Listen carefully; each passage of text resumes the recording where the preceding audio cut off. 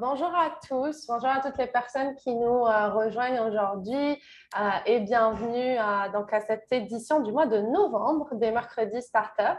Alors pour rappel, je m'appelle Amira, je suis la cofondatrice de Bridger et je suis aujourd'hui avec Kyle et on est ensemble pour changer. For the first time here together, yeah. Hello, cool. Kyle, how are you? You look very different in 3D. It's very interesting. Yes.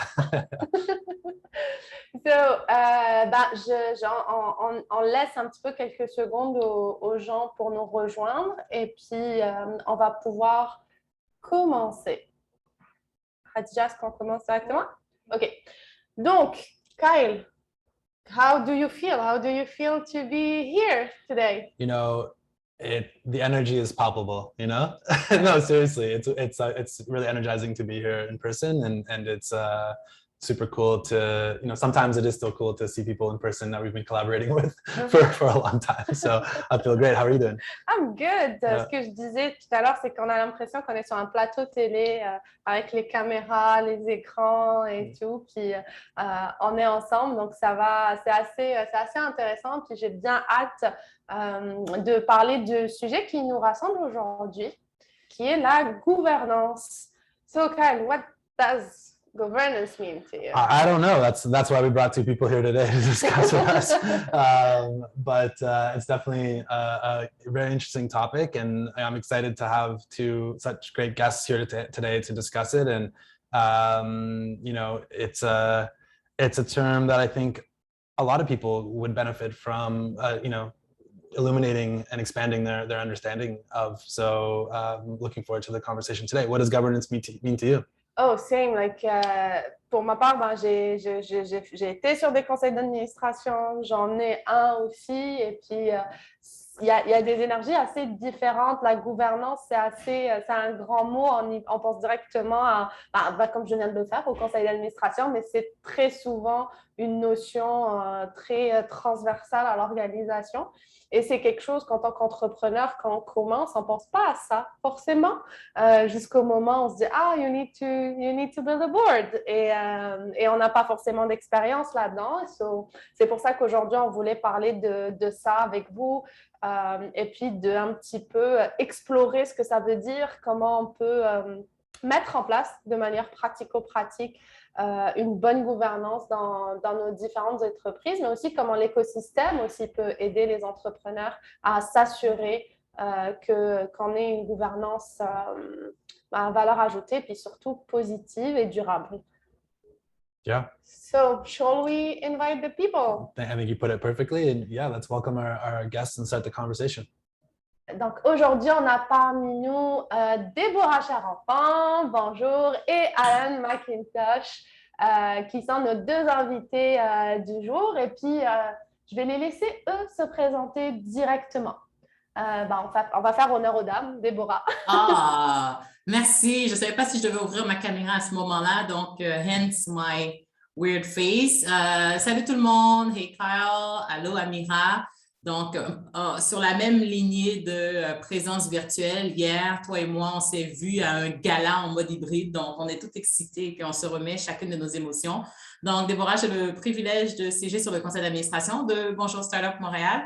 Et je siège aussi sur quelques autres CA, je ne dirais pas plusieurs, entre autres celui de la Jeune Chambre de commerce de Montréal, dont je suis la présidente et porte-parole 2020-2021.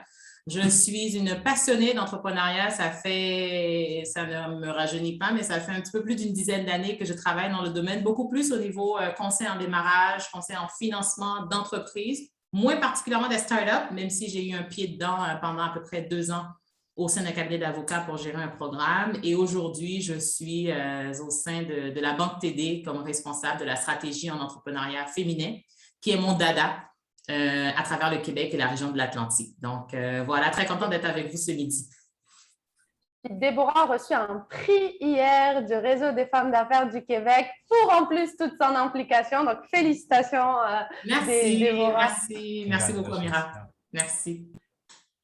Alan, est-ce que... Oui, merci beaucoup, Amira. Merci, Kyle. Et félicitations, Déborah, pour hier. Très bonne nouvelle. Je suis également sur le conseil de Bonjour Startup avec toi. Moi, je suis un des cofondateurs et board partner chez Real Ventures. Et côté conseil, je suis également la présidente du conseil de la fondation Osmo, qui est la propriétaire de la maison Notman. Et je siège sur les conseils depuis quelques décennies, disons. Beaucoup de startups, évidemment, mais même j'étais sur les conseils des compagnies publiques aussi. Alors, je trouve que c'était quelque chose, comme Kyle disait au début, pas très bien connu pour beaucoup de jeunes entrepreneurs. Et j'espère qu'aujourd'hui, on va un peu démystifier ça et expliquer un peu la valeur et le pourquoi. C'est super. Merci à vous deux d'être parmi nous ce matin. Et puis, Alan, pour continuer sur ce que tu viens de dire, la gouvernance, c'est quoi? C'est quoi comment on présente ça à des jeunes entrepreneurs ou même à des entrepreneurs établis qui n'ont pas forcément d'expérience dans ça? Comme tu viens de dire, comment on démystifie ça?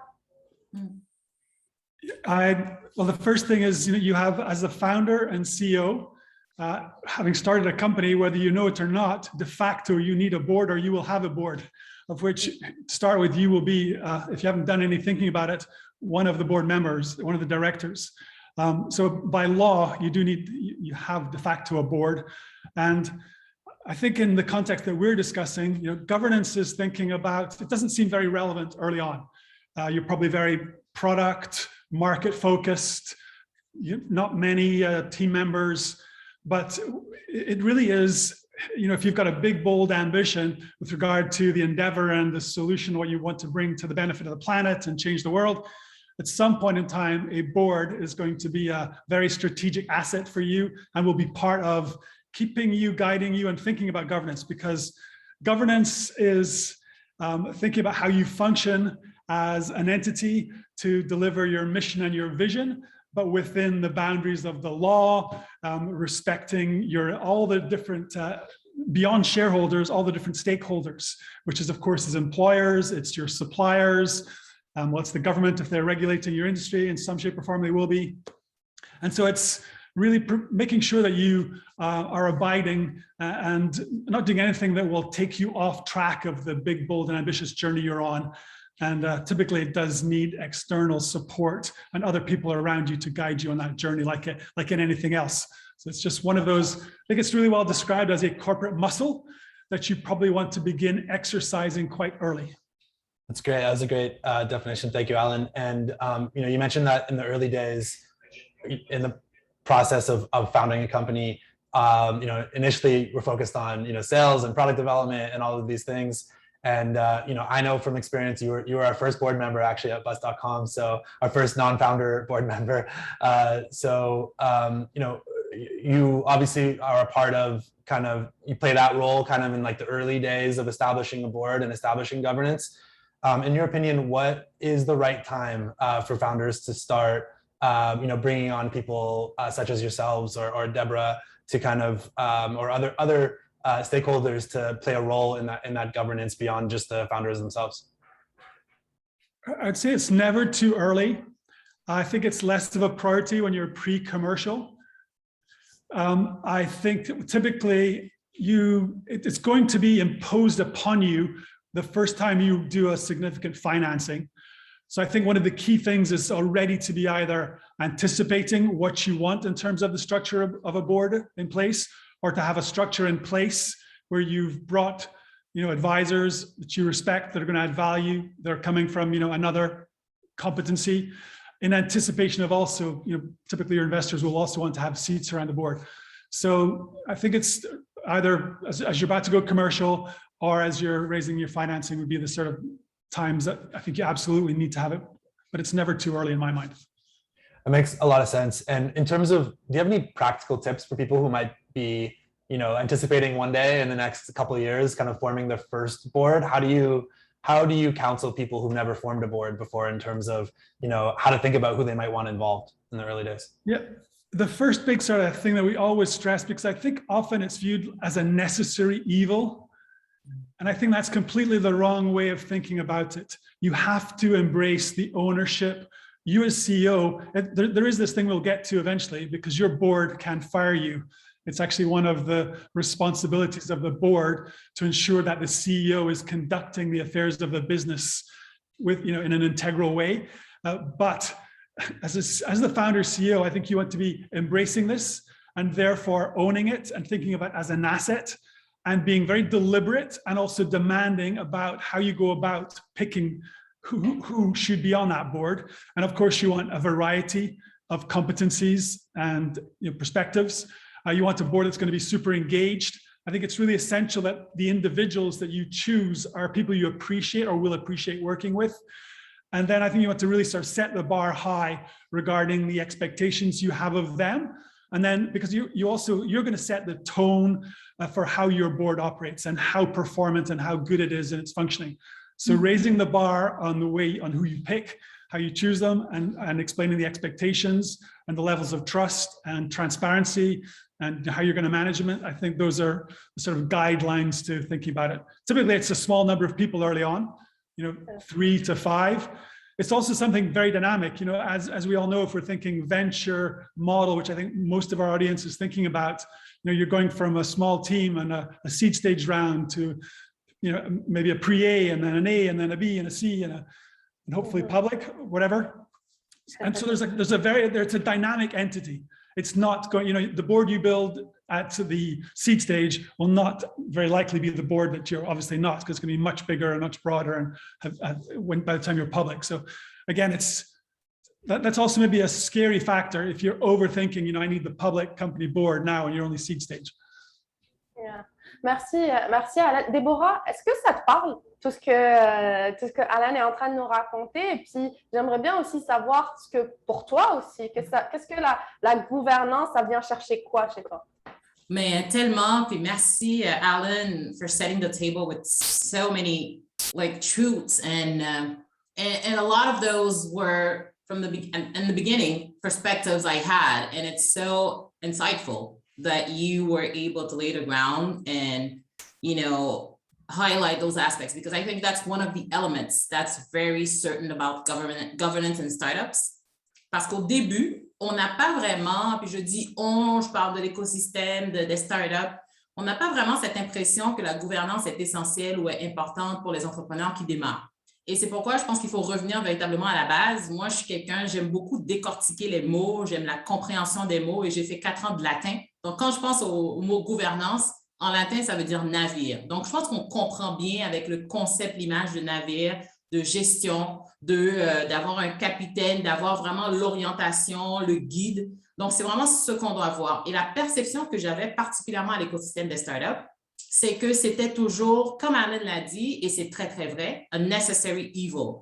Donc, c'est vraiment à la dernière étape qu'on on va avoir un financement et qu'on nous dit, ouais, mais this is a mandatory step. Like, who's your board? Who's on your board? Who do you have who's backing the team? Et là, tu es comme, oh, shoot. Là, tu es comme en mode rapide brainstorming qui tu peux avoir. Donc, c'est toujours des gens, oui, des gens corrects, des gens bien, mais tu n'as pas eu le temps de véritablement peser tes décisions, le profil des gens, les intérêts et aussi cette combinaison de facteurs dont Alan parlait pour faire en sorte que ce soit un board qui évolue avec toi. Probablement, ça ne sera pas le même from Series A, from C to going public, of course, mais au moins, tu t'assures d'avoir les bonnes personnes autour de la tête pour être en mesure de prendre les bonnes décisions pour amener le navire à bon port. Donc, moi, je pense que c'est fondamental. Moi, ma conception et surtout mon expérience à date en matière de gouvernance, c'est beaucoup au sein d'OBNL. C'est pas du tout, je n'ai pas du tout l'expérience d'Alan par rapport aux entreprises publiques ou aux startups en tech. Je n'ai pas encore participé à ce genre de conseil d'administration, mais j'ai fait partie d'une douzaine à date de conseils d'administration et je peux dire qu'en général, c'est un peu ça la perception et la raison d'être d'un conseil d'administration, de mettre en place une bonne et saine gouvernance, parce qu'à un moment donné, oui, il faut avoir les bonnes têtes, mais il faut aussi que ces gens-là fonctionnent bien entre eux, ensemble, dans l'intérêt de l'organisation. Donc, je pense qu'au-delà de sélectionner les personnes, il faut aussi qu'on s'assure de livrer la marchandise aussi à un moment donné. Donc, cette gouvernance-là est essentielle pour beaucoup d'OBNL qui n'ont peut-être pas les ressources à l'interne pour aller chercher des forces vives, pour amener la réflexion plus loin, pour amener des initiatives aussi plus loin.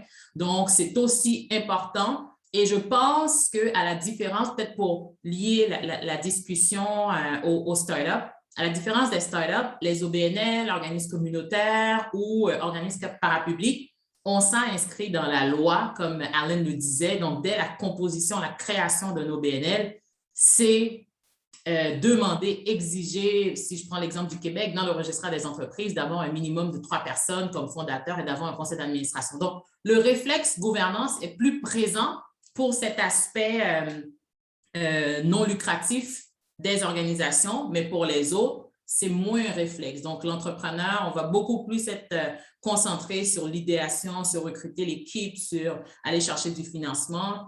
L'aspect de gouvernance va venir vraiment juste après, puis en mode urgence, quand on s'apprête à demander une demande faire une demande de capital de risque, etc. Donc, c'est totalement, c'est dommage qu'on soit arrivé à faire en sorte que ce soit peut-être le dernier recours, mais c'est super important, comme on le dit, puis comme Alain l'a dit tout à l'heure, à quel point c'est essentiel parce que ça va devenir véritablement l'équipe de direction et surtout avec un pouvoir. Je pense que ça, c'est un mot peut-être qu'on a dit ou sur lequel on n'a pas encore assez insisté. C'est un conseil d'administration ou une équipe de gouvernance qui aura le pouvoir peut-être même d'éjecter des fondateurs de l'équipe. Donc, il faut s'assurer de trouver les bonnes personnes. D'ailleurs, en parlant de ça, Alan, toi qui as été sur pas mal de boards et puis qui travaille avec des entrepreneurs, est-ce que c'est discriminant? Est-ce que vous voyez une différence entre quand des entrepreneurs arrivent avec déjà cette expérience de board et puis déjà cette connaissance ou je dirais cette compréhension de l'importance de s'organiser avec un board versus un entrepreneur qui arrive puis qui a vraiment pas vraiment qui n'y porte pas autant d'importance. Est-ce que c'est quelque chose que vous voyez surtout, par exemple avec Reel et tout, comme un facteur discriminant? Est-ce que c'est un plus? Est-ce que c'est un moins? Comment vous le voyez? Je pense que c'est certainement un avantage si tu as déjà réfléchi à ça, mais je pense que ce n'est pas un facteur déterminant parce que ce n'est pas un facteur clé parce qu'on pense que c'est très coachable et que dans le stade où nous intervenons, d'habitude, on est vraiment le first institutional money, alors peut-être le premier investissement après la famille, les anges, etc. Alors, c'est quelque chose qu'il y a beaucoup de temps encore dans cet voyage pour naviguer comme il faut, comme Déborah disait. Et, alors, important, mais on voit une grande différence par rapport aux gens who have the mindset of necessary evil versus aha.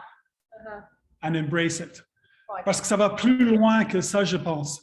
C'est beaucoup des choses aussi de comprendre que la façon que tu traites tes administrateurs, côté transparence, côté exigence, les tâches que tu leur donnes, leur niveau d'implication, leur compréhension de votre business, le mieux que le conseil va fonctionner quand les choses vont bien et aussi quand les choses vont mal.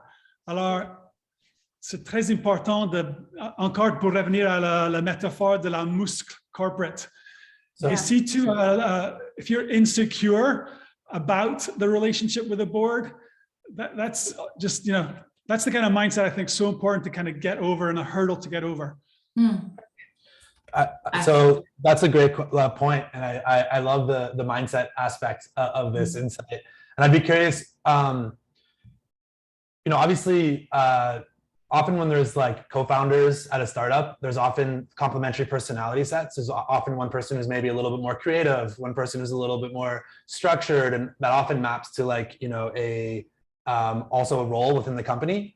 And so I'm kind of curious, like, how have you seen, it feels to me like maybe from some of my experience and some of my colleagues, like the founders who maybe come from a little bit more of a structured, perspective, engage a little bit more effectively with boards at times, rather than some of the more creative people who might see it a little bit more like a necessary evil. And I know I'm making some widely sort of generalized statements here, so that may not be the case. But I guess the question that I have is just how have you seen any patterns or trends, either of you, in terms of different types of founders and how they think about board interaction? Go ahead, Alan. Déborah, vous aller ou je peux aller? Ouais, vas-y. Kyle, you're making me think of one thing that I think is really worth exposing, because it's all individuals, it's personalities around the table. There are many relationships. And even as you and me, Kyle, if you think about our situation, which is very classic, you could have a founder, CEO on the board who has an angel, could be a family member. So there's suddenly a family relationship, there's an investor relationship, there's a board relationship. In our case, it could be, for example, I could be an investor, I could be a director, I could be a mentor to you. And all of those things are going on around the board table. So there's the governance role, which, if we think back, includes this sort of fiduciary responsibility for everybody to be thinking about not just the shareholders, but the company in the larger environment. It's ESG goals. It's how are we taking care of our employees? So that's one level of things. There's a duty of care. There's a duty of loyalty. There's maybe conflicts of interests. Me as Real Ventures, I might have a different sort of perspective with my investor hat on than I should have with my director hat on in the longer term interests or even the short term interests of the company. And so I think those need to be almost exposed and in the course of these conversations. And maybe some things need to happen out with the board meeting, or even you need to step out, or another thing we do, for example, is have these in camera typically at the end of a meeting, which is something that seems weird initially to people who haven't sort of lived through it. But maybe we can talk about that again. I'm not exactly answering your question, but I think understanding that there's all these different dynamics, even, if you've got two co-founders on the board, that's a whole dynamic where maybe there's a slightly different perspective. How does that get brought to bear with regard to good governance versus, other personality challenges or, so. That's great. Need to remember it's all people around a board and there's all these different layers of exchange and relationships. I think that's a great answer. Very wise. And maybe, Deborah, Alan mentioned, in-camera session. Maybe you could walk us through kind of what a typical sort of board, meeting even looks like for people who are listening who might not have ever experienced that before. Ben oui, définitivement. Puis ça, c'est un aspect, juste pour revenir rapidement sur l'élément de conflit d'intérêts qu'Alan mentionne, parce que ça, c'est super important. D'ailleurs, c'est même dans la définition aussi de la gouvernance et pourquoi on instaure une gouvernance. C'est pour garantir une certaine équité dans le traitement, dans les opportunités, mais aussi pour éviter des conflits d'intérêts. Donc ça, c'est aussi super important. On parlait de pouvoir tout à l'heure, de gestion. mais la notion de conflit d'intérêt est super importante. Maintenant, pour une rencontre de conseil d'administration, de façon typique, on s'entend pour, tout à l'heure, on parlait de nombre de personnes autour d'un conseil. Le minimum serait 3, la moyenne serait 5, mais on peut aller jusqu'à 7, 10, 15, etc. Mais on s'entend pour dire entre 7 et 10, c'est à peu près une bonne moyenne. Une rencontre pour les conseils d'administration les plus efficaces, je vous dirais, on va parler peut-être de 2 heures. Une durée normale serait une durée de 3 heures pour nous assurer de couvrir assez de dossiers. Pourquoi? Parce qu'on ne se rencontre pas tous les mois. Si un conseil d'administration se rencontre tous les mois, soit il y a une urgence, soit il y a un problème. Une urgence, ce n'est pas nécessairement un problème, donc c'est pourquoi je fais la nuance entre les deux. Soit effectivement, c'est un conseil d'administration, une gouvernance qui est en train d'être établie. So if you're having like a board meeting every week, there's an issue. Donc, techniquement, la rencontre, il y a à peu près 5-6 rencontres par année. Je veux dire 4 à 6 par année plutôt. Et pendant les 2-3 heures de rencontre, donc passer en revue les différents dossiers qui sont de la responsabilité du conseil d'administration en termes de supervision.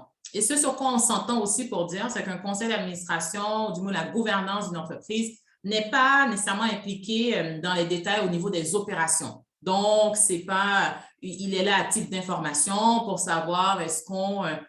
ça, c'est peut-être un bon sujet. Est-ce qu'on rouvre les bureaux pour un retour au travail le 15 novembre ou est-ce qu'on le fait le 15 janvier? Donc, ça, c'est peut-être un sujet sur lequel on va informer le conseil d'administration pour avoir son avis, pour décider, mais ce n'est pas le conseil d'administration qui va intervenir pour déterminer tel employé A va travailler lundi, mercredi, jeudi et l'autre devrait. Donc, ça relève de la prérogative de la direction générale. Et ça, on ne s'en occupe pas. Donc, les dossiers stratégiques sur lesquels le conseil d'administration doit se prononcer pour conduire une décision, là, on va traiter de ces sujets. Pour répondre à ta question directement de in-camera session ou un huis clos, comme on le dit en français, c'est une période qui peut aller de 15 minutes ou même à 1 heure. J'ai déjà vécu des séances de huis clos d'1 heure pour discuter en l'absence de la direction générale, en l'absence de l'équipe permanente, donc de l'équipe des opérations,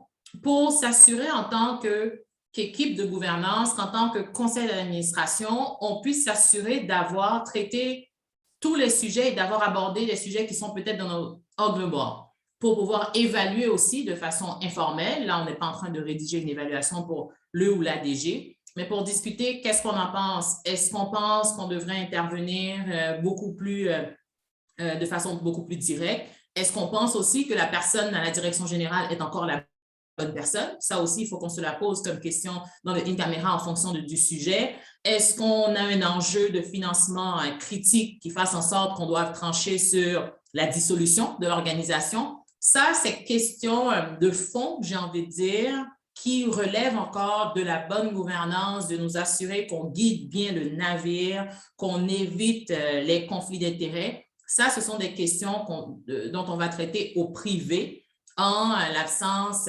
justement de la personne de la direction, parce qu'il faut comprendre aussi pourquoi ce huis clos est sans la présence de la direction générale ou de l'équipe des opérations, parce que souvent, ce sera peut-être une personne qui sera mise en posture de rassurer, d'amener des éléments pour dire non, non, non, non, tout va bien, alors que dans cette période de huis clos, qu'elle dure 15 minutes ou 1 heure, là, il y a différentes personnes au sein du conseil d'administration qui peuvent amener des éléments factuels, des éléments complémentaires pour se dire « Ah, moi, j'ai tel écho, on devrait plutôt trancher sur cet aspect et non la version seulement de l'équipe permanente. » Donc, the in-camera session really should be used for that mission, with that objective, I should say, just to have the opportunity to take into account different aspects and to be able to cover all the blind spots and make sure that we all make decisions that down the road worthwhile for the company and the organization.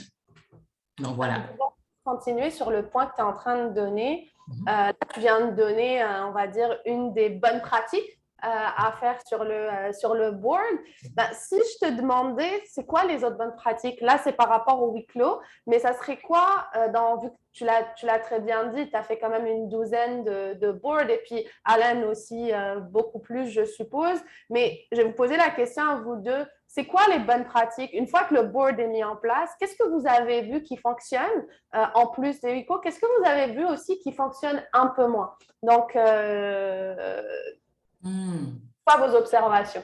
Je vais peut-être commencer là-dessus. Ce qui fonctionne bien, je pense que c'est d'avoir, c'est pas du tout une idée de Déborah. C'est déjà de un, ça peut avoir l'air banal, mais d'avoir un nombre impair au niveau du conseil d'administration pour s'assurer que quand le vote est serré, qu'il y a quelqu'un qui tranche et qui fasse en sorte que la balance va dans le sens de la majorité. Donc, c'est pourquoi tout à l'heure, on parlait de 3, 5, 7. Bref, c'est dans cet objectif-là pour les personnes qui nous écoutent et qui, peut-être, c'est nouveau pour elles d'entendre ces éléments-là.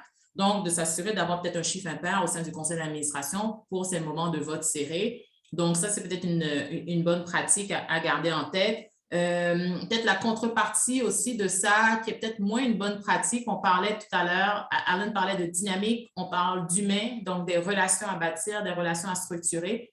Le fait de se retrouver entre amis sur des conseils d'administration, je l'ai vécu, c'est pas du tout une bonne pratique parce qu'à un moment donné, quand vient le temps de trancher, quand vient le temps d'aller en huis clos, là, on a peut-être moins l'objectivité nécessaire pour prendre la bonne décision au sein d'un conseil d'administration. C'est sûr que ça fait en sorte qu'on part mieux la conversation, qu'on part mieux la cohésion, mais en bout de ligne, ça ne sert pas à l'organisation parce qu'on est beaucoup plus dans une dynamique amicale qu'une dynamique stratégique. Donc, ça, c'est peut-être l'autre élément. Une sorte de bonne pratique aussi, c'est de s'assurer effectivement de rester au niveau supervision, rester au niveau stratégie. À partir du moment où on rentre dans les opérations, ça, c'est peut-être un risque calculé à prendre dans le sens où quand on rentre beaucoup dans les opérations parce qu'on a envie, on est engagé, on veut aider, mais la contrepartie, c'est que ce conseil d'administration ou cette organisation va peut-être en demander plus parce que justement, il a besoin de plus de personnes pour prendre des décisions. Donc, on risque à un moment donné d'être jugé parti, donc d'être trop impliqué dans les opérations de la compagnie, de l'organisation, et d'avoir moins ce rôle de cette distance, ce recul qui serait nécessaire pour prendre les bonnes décisions. Quand Alan parlait tout à l'heure de son rôle, que ce soit avec son chapeau Real Ventures ou avec son chapeau de cofondateur, à un moment donné, il faut qu'on soit en mesure de faire la distance et de prendre un petit peu plus de recul pour être en mesure de prendre la bonne décision. Donc, ça, c'est peut-être une bonne pratique, mais aussi à faire attention de ne pas trop être impliqué au niveau des opérations parce que ça peut brouiller les cartes au niveau des décisions à prendre plus tard. Alan, et toi, what do you see? Do you see the same things, other things? J'aimerais bâtir un peu sur ce que Déborah a dit par rapport à comment optimiser l'utilité de ces 2-3 heures de ton conseil. La première chose que je trouve que pas évident, c'est souvent un fardeau d'avoir, d'habitude c'est peut-être une fois par trimestre, votre conseil. Et c'est, oh my God, I've got to, comme CEO, préparer pour mon conseil.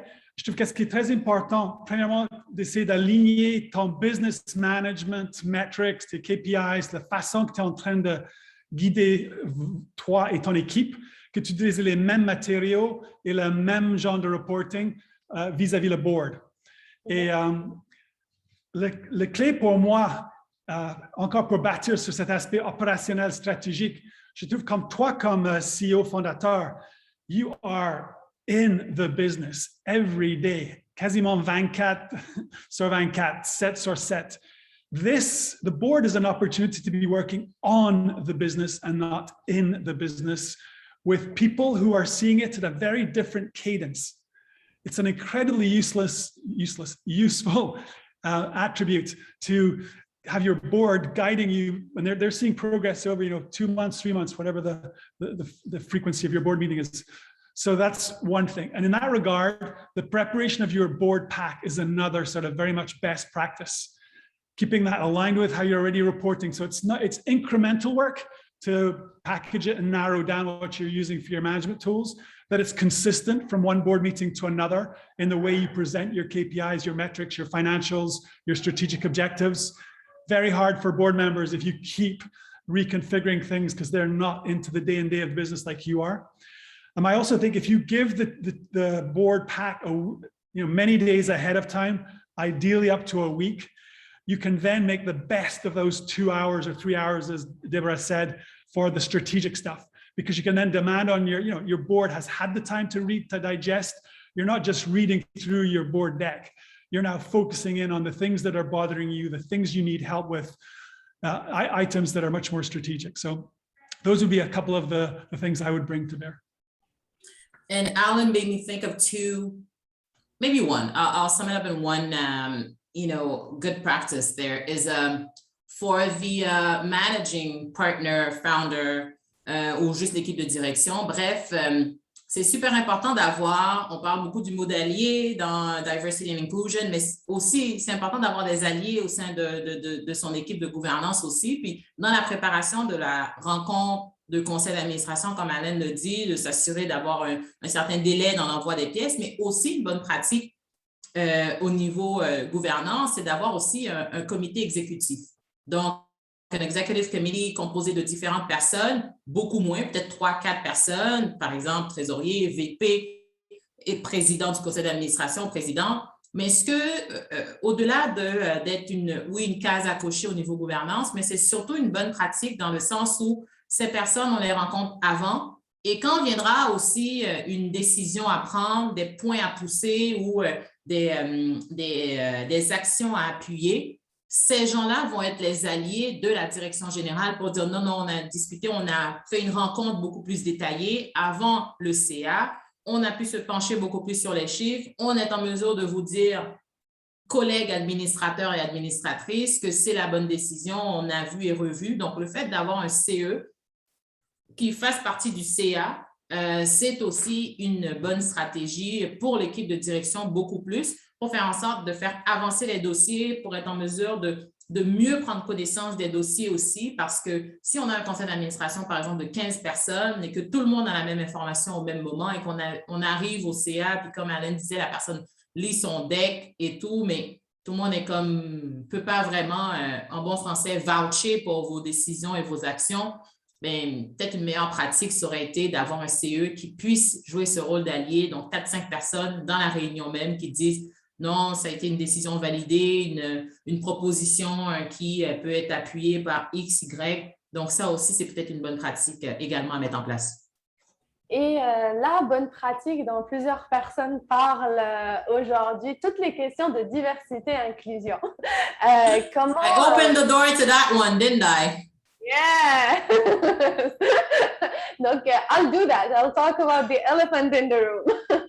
Mais c'est sûr que il y a eu pas mal d'études quand même qui ont démontré que plus les boards étaient divers, puis dans tous les sens, plus il va y avoir de la matière, plus il va y avoir plus ça va impliquer positivement l'organisation. Et c'est définitivement quelque chose où moi je le vois à Montréal, il y a beaucoup de personnes qui font des efforts là-dedans pour s'assurer qu'on ait des boards, que ce soit publics ou privés, les plus divers possibles. What's your take on this? Qu'est-ce que vous voyez? Est-ce que sur le terrain, vous voyez qu'il y a réellement des résultats? Est-ce qu'on est réellement en train d'avoir des boards plus divers ou est-ce qu'on a encore du chemin à faire? Qu'est-ce que vous observez? Et comment vous pensez qu'on puisse faire encore mieux? Je vais commencer, puis probablement qu'Alain aura des points beaucoup plus précis. Bien évidemment, rien n'est parfait. Je pense que rien ne sera parfait. Et je pense qu'à partir du moment où on prend conscience de ça, on peut truc. Ce qui ne veut pas dire qu'on ne doit pas faire des efforts. Et ça, il faut le reconnaître. Hier soir, si je fais encore référence au gala, je le disais aux personnes autour de la table, il y a un temps pour critiquer, mais il y a aussi un temps pour reconnaître. Et ça, je suis vraiment dans la reconnaissance et dans le constat avec l'état actuel des choses. Je parle du Québec, je parle de Montréal, on a beaucoup fait de progrès dans les 2 dernières années, mais peut-être même les 5 dernières années en matière de diversification de nos conseils d'administration en termes de gouvernance de nos équipes. Ça, il faut le reconnaître. il y avait un temps pour critiquer, ce sera probablement encore le temps de critiquer tel ou tel point, mais il y a eu des efforts concrets, sérieux pour améliorer la chose. Ce que je remarque beaucoup plus, c'est que oui, cette diversification de conseils d'administration, puis ça, c'est peut-être le takeaway sur lequel je vais challenger Alan avec beaucoup de sourire, c'est que cette diversification est beaucoup plus au niveau des conseils des OBNL, genre pour des compagnies qui n'ont pas de but lucratif, mais là où les conseils d'administration where it pays, maybe there's a lack of diversity there. Mais, comme je dis, il y a une évolution. Peut-être que ça va encore prendre un petit peu plus de temps pour atteindre cet autre niveau de conseil d'administration payant ou conseil d'administration d'entreprise beaucoup plus important et influent. Mais the work has been done and we do have to recognize that. And even me, as a Black woman who wasn't born here, I see the difference. Et je terminerai peut-être avec cette petite note in terms of sometimes, I hear that a lot. Oh, I don't want to be in a program, in an organization or in the board of an organization because I'm Black, because I'm diversity. Personally, I don't really care because I know the value of my skills. I know why I'm here and I know what I've done there. So being part of a diversity program, I don't care at all. Et même, ça m'intéresse d'en faire partie parce que je suis comme, oh, OK, donc ça vous a pris un programme pour inciter des gens, mais tant mieux, tant pis. Moi, je sais pourquoi je suis là et je sais pourquoi je veux contribuer à telle organisation. Donc, je pense qu'on doit aussi changer notre mindset par rapport à ça parce que je peux vous le dire que diversity program or not, le fait que vous soyez là, c'est qu'il y a des compétences qui sont là parce que si on n'avait pas des compétences, trust me, you wouldn't be part of the organization at all. Donc, je vais terminer là-dessus, puis je lance la balle à Alan par rapport à la rémunération des conseils d'administration. Yeah, I'm optimistic. I think a lot of people have been, I'd say, well-intentioned for a long time, but it was not a high enough priority. And given how busy and everyone's juggling 1,000 things, it was not really, it'd slip. If there was an opportunistic moment, it would happen. But I feel like probably for terrible reasons, we are all, and painful reasons, so much more aware of the need for it. But I also think there's more of a ground truth appreciation, as you alluded to right at the outset, that it's the numbers, when you have diverse, an employee base, a team base, when you have a diverse board, they actually outperform in the market. And it's intuitively, it makes so much sense. And I also think we've now reached a tipping point that you can't, whether it's a private, public, even startup, everybody is thinking, they appreciate the value of this and they're trying to find a way. I do think that the challenge is, your focus is on whether it's women in tech or whether it's, whatever the diversity is, we're still trying to get a greater pool of candidates into the ecosystem to actually make it feasible to happen. So I think that the task and the onus is on founders to reach out even more and beyond their comfort zone and their existing networks. That's the key challenge to overcome right now. I am optimistic because I just see everyone's talking about it. It's not it's a good thing to do. No, it's a thing we have to do. I think that's awesome. Yeah, I don't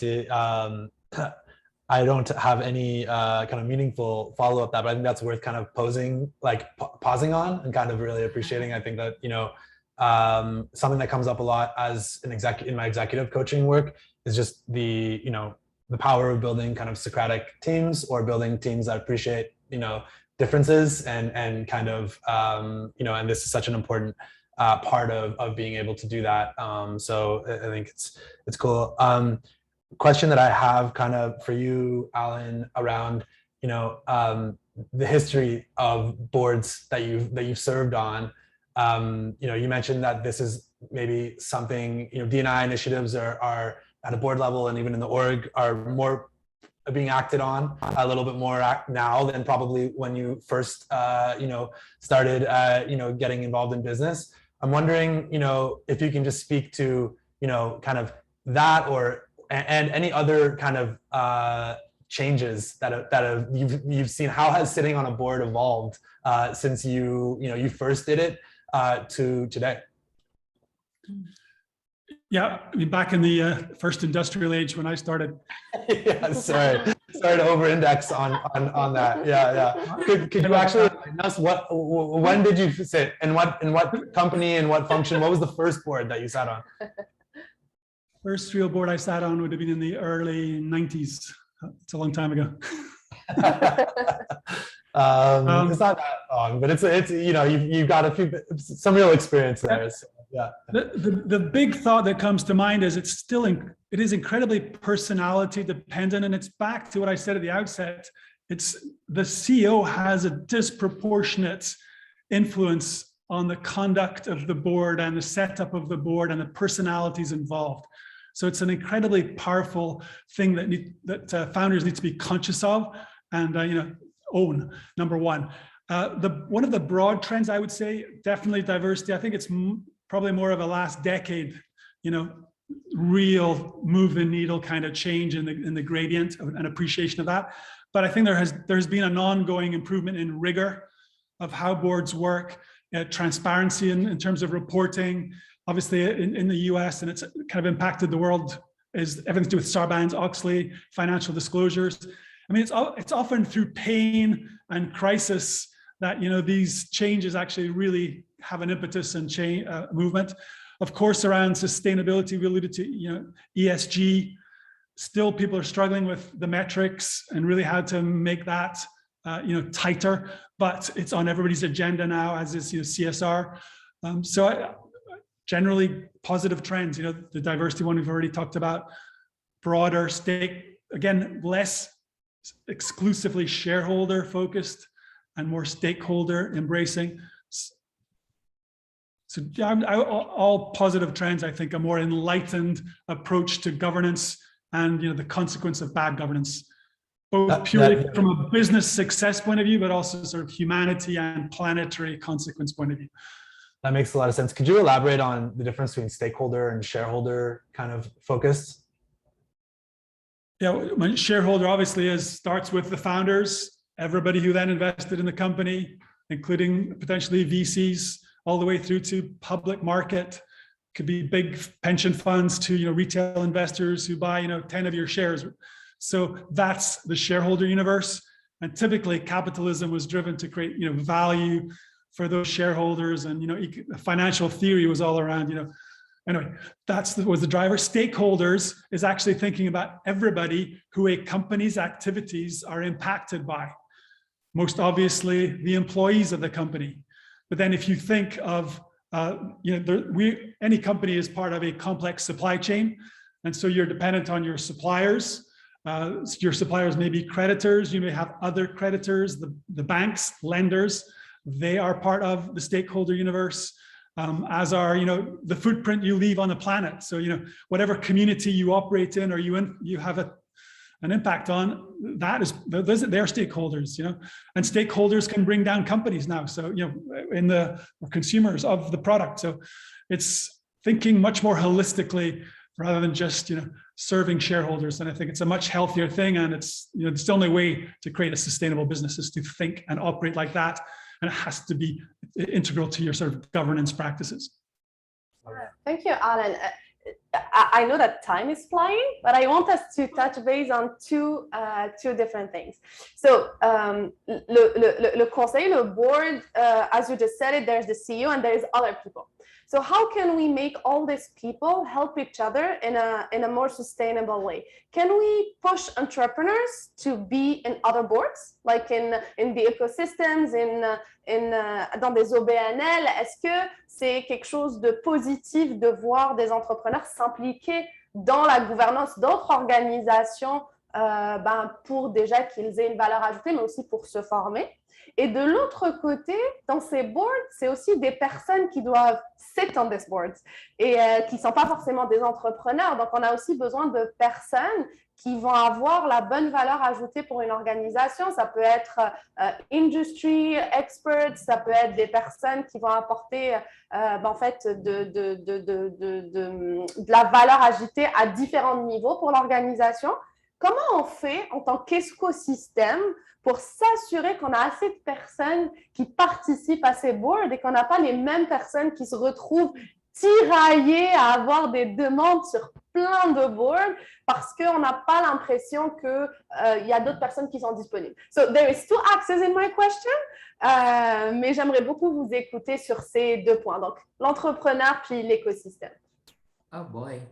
Il y a tellement d'éléments, de layers in your questions, Amira, que je vais commencer peut-être par un bout sur la réponse courte pour l'entrepreneur qui doit faire partie d'autres boards. Je pense que c'est oui. Ce serait important, même pour sa propre expérience, pour comprendre un peu c'est quoi la dynamique à établir, c'est quoi les meilleures pratiques, comme on disait tout à l'heure. Donc, je pense que oui. Par contre, je peux comprendre que c'est une décision assez difficile parce que qui dit passer du temps sur d'autres conseils d'administration, donc du temps, dans la plupart du temps, bénévole, donc du temps en moins à mettre sur son entreprise. Donc, c'est un défi pour plusieurs entrepreneurs, surtout qui, des fois, arrivent dans une période très serrée au niveau de leur entreprise, que ce soit pour livrer le MVP, pour faire leur première ronde de financement, bref, donc c'est difficile. Donc, je pense que d'avoir d'expérience sur 1 ou 2 pas 10, conseil d'administration, ça peut être bénéfique pour comprendre les bases et pour savoir un peu c'est quoi une bonne dynamique à établir quand viendra le moment que nous, on devra faire. Puis l'autre aspect de ta question, d'ailleurs, qui m'échappe un peu parce que j'ai tellement réfléchi au bout, mais je vais peut-être laisser Alain réagir, puis ça va me revenir dans pas longtemps, mais je voulais faire un point puis qu'il m'échappe.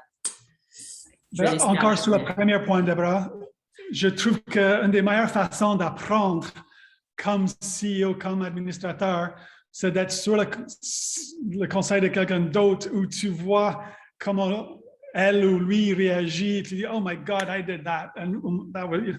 Alors, d'avoir un peu des role models pour le bon et pour le mauvais, c'est parmi les meilleurs apprentissages. J'étais d'accord côté time et disponibilité, c'était difficile. Je me demande aussi quelque chose que Kyle connaît très bien, une autre peut-être façon d'avoir cet apprentissage et ces échanges, c'est d'avoir des CEO, when you have peer-to-peer CEO group meetings, to exchange on, what's worked for you, what's not worked for you in different board settings could be a really good learning thing for different founder CEOs and board operations. Moi, je trouve par rapport à qui choisit, je ne sais pas comment tu règles le problème de concentration, sauf de réfléchir à ce qu'on a déjà discuté, la diversité, de chercher d'autres gens hors votre communauté.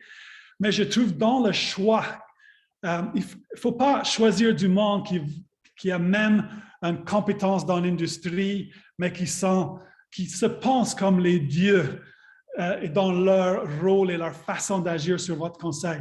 Il faut que they also have to embrace that they're coming on a journey with you.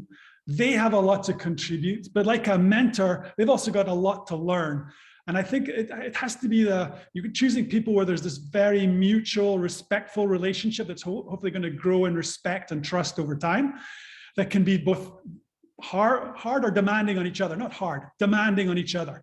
And so I think it's about who you choose, the expectations you set, and there's also this appreciation of there's mutualism in the wisdom and the learnings and how you navigate the governance and the board process.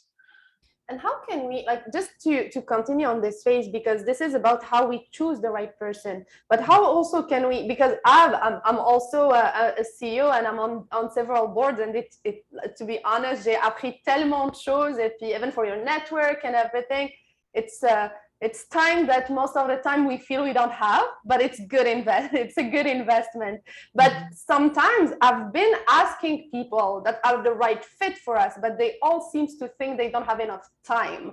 So how can we, as an ecosystem, make sure that we these people that have the right kind of value for our entrepreneur, give this time.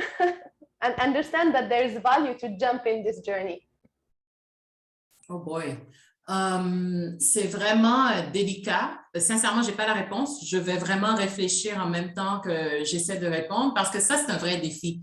Et comme tu disais, ça, c'est une réalité dans le sens où les mêmes personnes sont sollicitées parce qu'il y a les mêmes personnes dans le réseau, il y a les mêmes personnes qui ont les expertises pointues qu'on recherche. Donc, ça va arriver le temps où on va solliciter les mêmes personnes pour répondre. Je pense qu'après, il y a une question de, oui, gestion de temps, mais il y a aussi une question de timing, de quand on fait la demande ou quand on fait l'approche. Et c'est pourquoi c'est super important pour revenir peut-être aux premiers éléments qu'on a dit dans cette conversation, c'est à quel moment les startups peuvent aller chercher cette gouvernance, ce conseil d'administration. C'est vraiment dans les tout débuts et pas quand la demande se fait sentir pour une ronde de financement ou autre. Et je pense qu'à ce moment-là, compte tenu de l'approche qu'on fait, du timing de cette approche et des éléments qu'on est en mesure de mettre de l'avant pour convaincre cette personne et moins on est dans l'urgence d'agir, j'ai besoin d'un board parce que puis j'ai vu que tu as fait partie de telle ronde de financement, tu as aidé telle compagnie à go public. Donc, c'est sûr que la personne voit beaucoup plus les heures à mettre tout de suite dans un échéancier court, rather than the journey that Alan was talking about, instead of, oh, I may have the opportunity to grow with a company. Maybe it will take me 3 hours per month for now, instead of 5 hours per week to be able to deliver on the promise or on the needs that that startup has right now. Donc, je pense que le timing de l'approche aussi va peut-être faire en sorte que ça va attirer, intriguer, intéresser la personne qui a l'expertise pointue qu'on cherche et non être dans le mode, effectivement, urgence, on recherche des personnes, puis j'ai vu que tu as aidé telle entreprise à go public, puis I really need that expertise right now, puis la personne voit effectivement, parce que c'est la réalité, the big picture, puis le gros mandat, puis le grand nombre d'heures qui sera requis. Puis je pense que, bien évidemment, puis je me mets à sa place, c'est sûr que la réponse, c'est non, parce que accompagner de façon concrète et pertinente une startup dans ce cheminement-là, c'est super important, ça gruge des heures et surtout, la personne pense à sa réputation aussi parce que si elle dit oui et qu'elle n'est pas en mesure de livrer ces heures-là, c'est sûr que ça entache sa réputation et sa valeur dans l'écosystème. Donc, elle veut savoir versus le voir sur un plus long terme, un moins grand nombre d'heures maintenant, puis qui va évoluer plus tard. Amira, j'ai 3 idées. La première chose, moi, je pense qu'il y en a beaucoup de candidats, mais il faut prendre le processus de sélection.